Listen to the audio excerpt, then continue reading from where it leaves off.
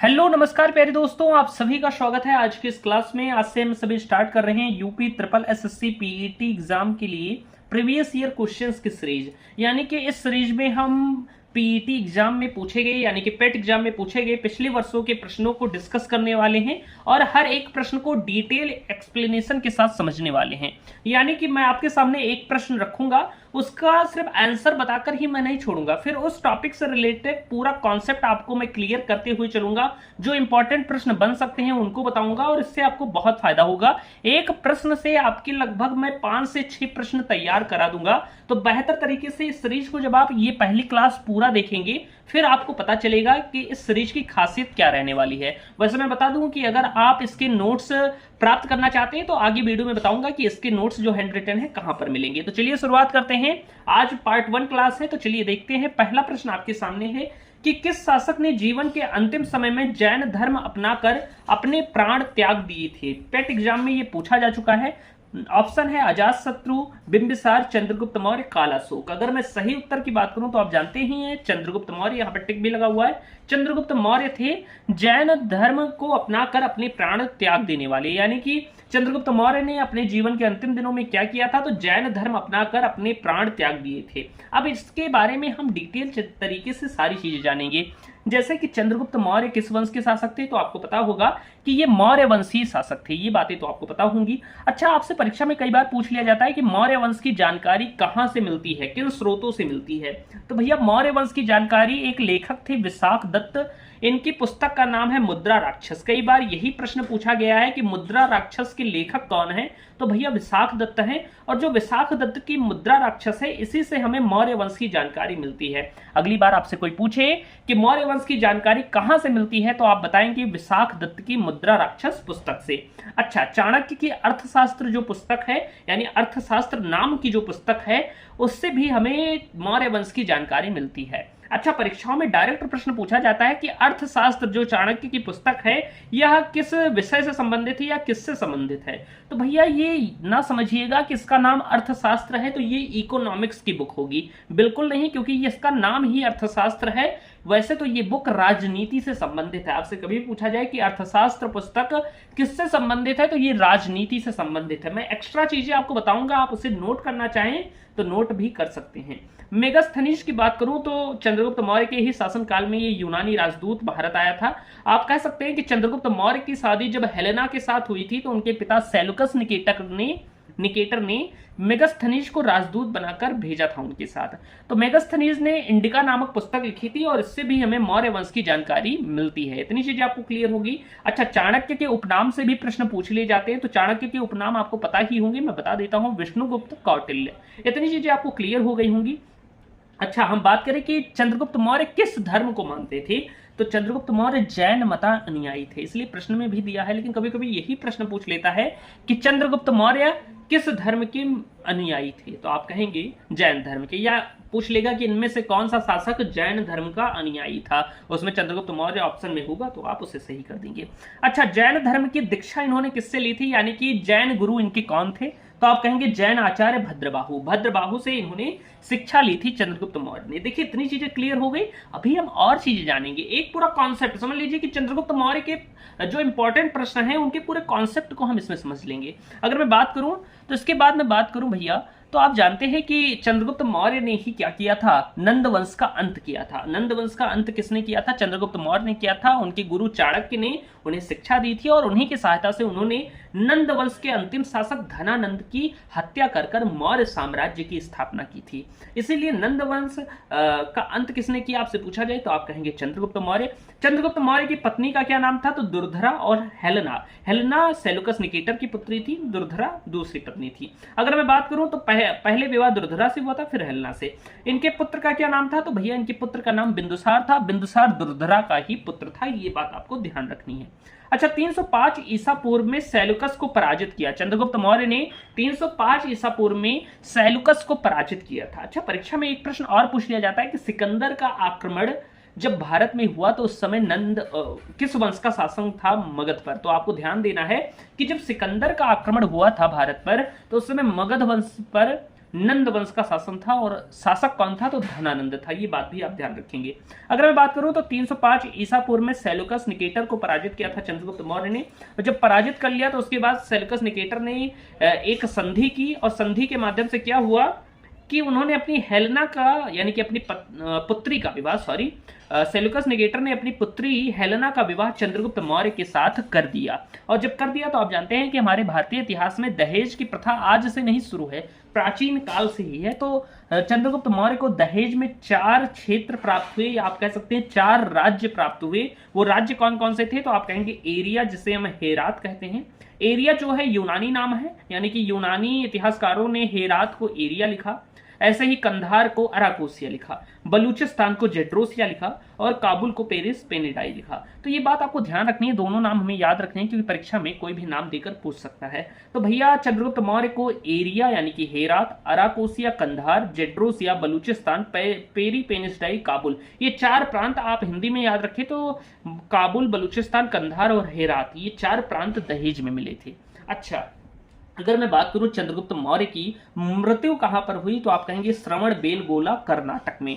मृत्यु ये अपने आप मृत्यु नहीं आई थी, इन्होंने क्या किया था, जैसे प्रश्न में पूछा गया है कि अंतिम समय में जैन धर्म अपनाकर अपने प्राण त्याग दिए, तो इसलिए प्राण त्यागी थे कि इनके शासन काल में बहुत भयंकर भीषण अकाल पड़ा था, और उसी से दुखी होकर इन्होंने जैन मुनि भद्रबाहु से दीक्षा ली जैन धर्म की। और जैन धर्म में एक क्रिया होती है जिसे हम कहते हैं संलेखना विधि, उसी विधि के द्वारा इन्होंने क्या किया, अपने प्राण त्यागे। संलेखना विधि में क्या होता है कि मनुष्य बिना कुछ खाए पिए रहता है, और वैसे ही उसकी क्या हो जाती है, मृत्यु हो जाती है। जब मनुष्य कुछ नहीं खाएगा तो उसकी मृत्यु एक समय बाद, कुछ 10-15 दिनों बाद हो ही जाएगी। तो ये एक विधि है जिसमें मनुष्य कुछ खाता पीता नहीं है, फिर उसकी मृत्यु हो जाती है। तो संलेखना विधि द्वारा श्रवण बेलगोला नामक स्थान है कर्नाटक में, वहीं पर इनकी मृत्यु हुई थी, यानी इन्होंने एक विधि द्वारा अपने प्राण त्यागे थे। इसके पश्चात मैं बात करूं तो एक महत्वपूर्ण प्रश्न बनता है जूनागढ़ अभिलेख से, तो इसे ध्यान रखिएगा कि रुद्रदामन के जूनागढ़ अभिलेख से पता चलता है, रुद्रदामन जो शक शासक थे उनके जूनागढ़ अभिलेख से पता चलता है कि सुदर्शन झील का निर्माण, एक सुदर्शन झील है गुजरात में जिससे बहुत ज्यादा प्रश्न पूछ लिए जाते हैं परीक्षाओं में, तो सुदर्शन झील का निर्माण चंद्रगुप्त मौर्य के राजपाल पुष्यगुप्त ने करवाया था। यानी कि आपको ध्यान रखना है कि सुदर्शन झील का निर्माण किसने करवाया, तो चंद्रगुप्त मौर्य के राजपाल पुष्यगुप्त ने बनवाई थी सुदर्शन झील। ये बात आपको ध्यान रखनी है। तो ये चीजें हो गई, हमारा पहला प्रश्न यहां पर खत्म होता है, यानी कि प्रश्न का आंसर तो मैंने बता ही दिया था, लेकिन सिर्फ आंसर नहीं, इसके बारे में हमने और कॉन्सेप्ट बना दिए। अब हो सकता है कि पिछले वर्षों में ये प्रश्न पूछा गया, लेकिन इस बार पूछ लिया जाए कि जो अर्थशास्त्र है ये किससे संबंधित है, तो आप जानते हैं ये राजनीति से संबंधित है। ऐसे आपसे पूछ लिया जाए कि मुद्रा राक्षस किसकी रचना है, तो आप कहेंगे विशाख दत्त। तो डिटेल में हम एनालिसिस करते हुए चल रहे हैं।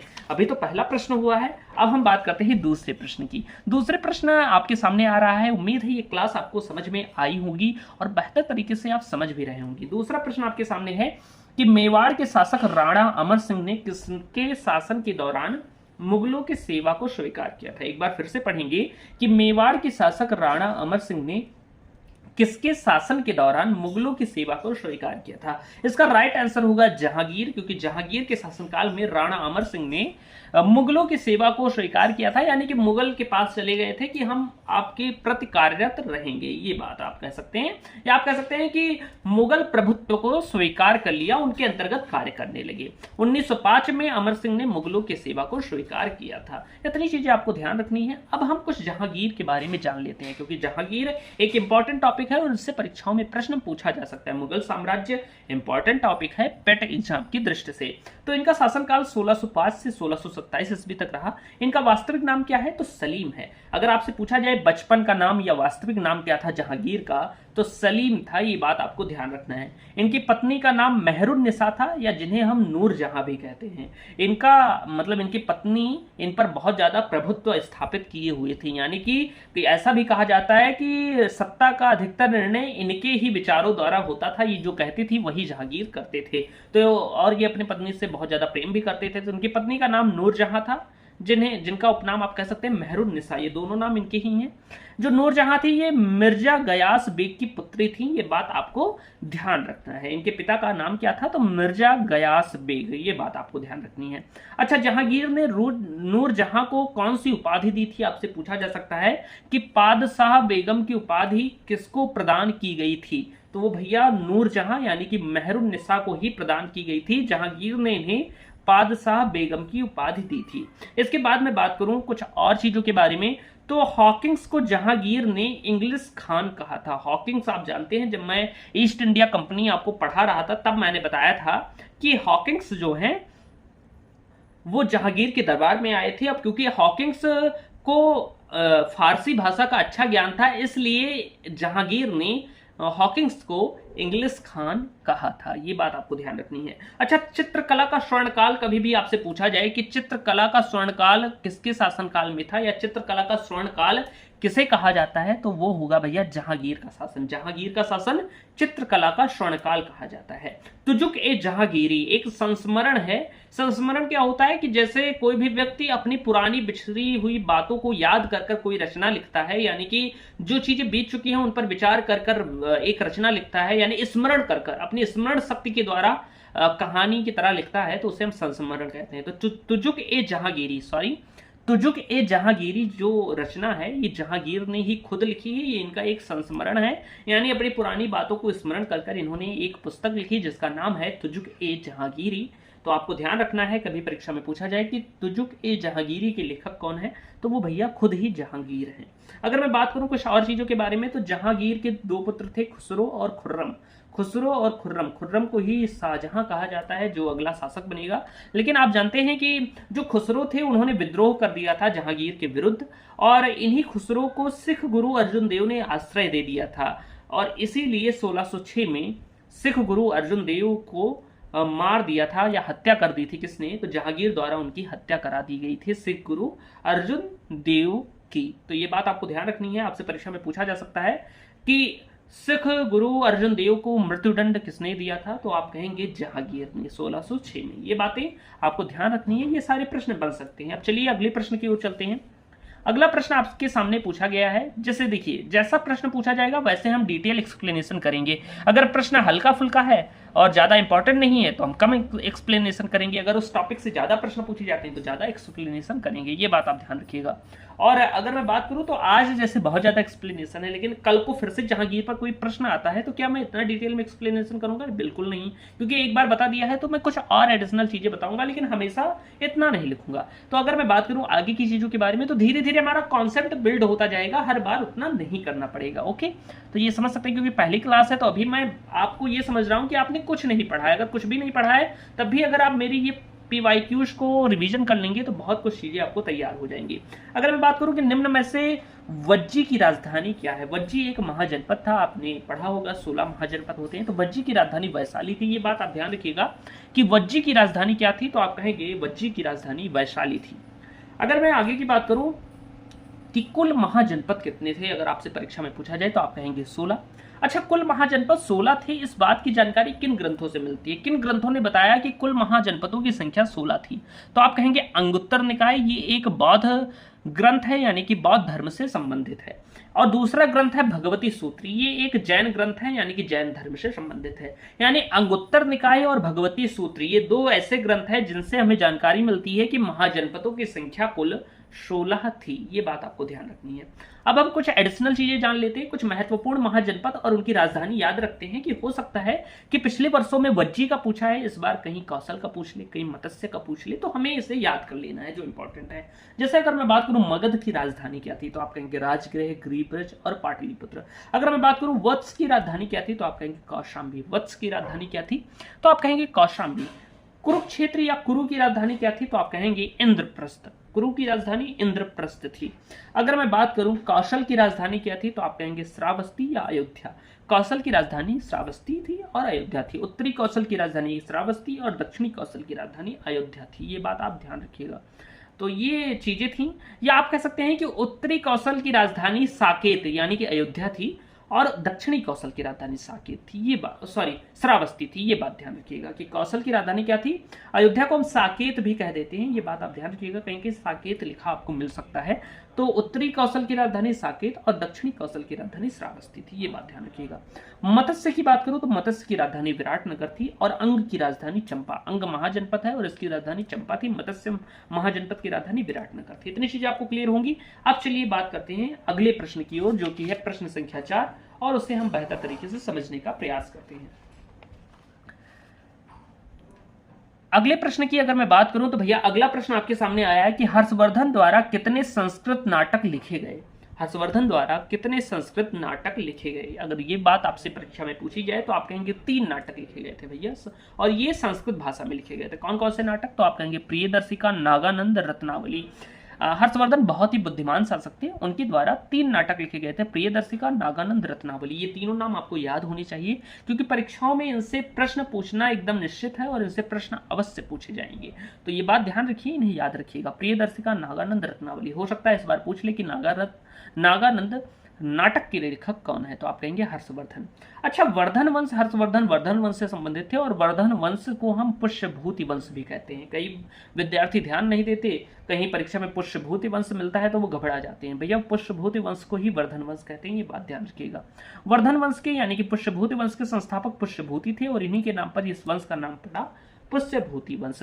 इनकी राजधानी थानेश्वर यानी कि हरियाणा में थानेश्वर नामक स्थान है, वहां हुआ करते थे। यानी वर्धन वंश की राजधानी थानेश्वर हुआ करती थी। हालांकि बाद में इस राजधानी को हर्षवर्धन बदल देंगे। कब बदलेंगे, तो आप देखेंगे कि हर्षवर्धन ने गौड़ शासक शशांक को पराजित किया था और गौड़ शासक शशांक को पराजित करके कन्नौज पर अधिकार कर लिया था। कन्नौज जो कि उत्तर प्रदेश में पड़ता है, इस पर अधिकार कर लिया और इसके बाद हर्षवर्धन ने अपनी राजधानी कन्नौज को बनाई। तो आपसे परीक्षा में पूछा जा सकता है कि कन्नौज को अपनी राजधानी बनाने वाला शासक कौन था, तो आप कहेंगे हर्षवर्धन। ये बात ध्यान रखिएगा। अगर मैं बात करूं शशांक की, गौड़ शासक शशांक की बात करूं तो इसी ने बोधि वृक्ष को कटवा दिया था। आपसे परीक्षा में पूछा जाता है कि किस शासक ने बोधि वृक्ष यानी कि जिसके नीचे बैठकर गौतम बुद्ध जी को ज्ञान प्राप्ति हुई थी, उस वृक्ष को किसने कटवाया था, उस बोधि वृक्ष को, तो आप कहेंगे भैया शशांक ने कटवाया था। तो ये बात आप कोने में नोट कर लीजिएगा। जो चीजें यहाँ पर नहीं लिखी हैं वो एक्स्ट्रा मैं आपको बता ही दिया करूंगा, उसकी दिक्कत नहीं है। अगर मैं आगे की चीजों के बारे में बात करूं साथी, तो आगे की चीजों में आप देखेंगे कि चीनी यात्री हुएनसांग इसी के शासन काल में नालंदा में पढ़ने के लिए आया। आपको ये बात ध्यान रखनी है कि चीनी यात्री जो हुएनसांग है, आपसे पूछा जाएगा कि चीनी यात्री हुएनसांग किसके शासनकाल में भारत आया, तो आप कहेंगे चीनी यात्री हुएनसांग हर्षवर्धन के शासनकाल में भारत आया था।